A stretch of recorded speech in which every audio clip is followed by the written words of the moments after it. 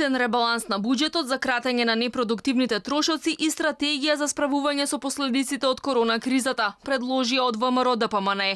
Партијата предвидува вклучување на специјализантите и младите лекари во борбата со вирусот, а во октомври и награда од половина нето плата за здравствените работници.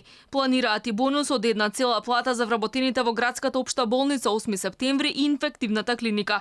Од партијата велат дека клучно е да се врати довербата во здравствениот систем. Здравствените политики ќе бидат клучни во враќање на довербата. Почитувани пријатели, довербата на нашите граѓани е изгубена.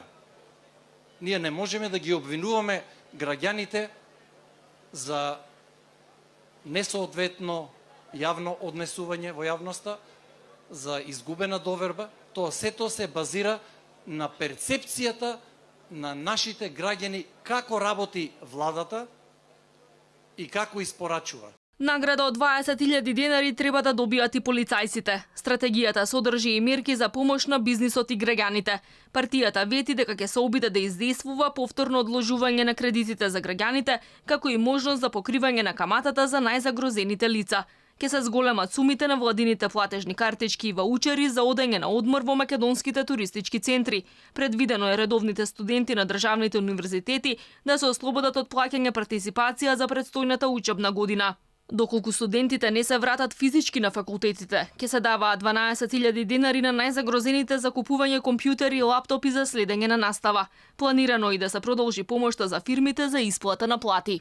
Предвидуваме целосно ослободување од доврските на компаниите за враќање на средствата по основ на искористени средства за субвенционирање на плати за месеците април, мај и јуни.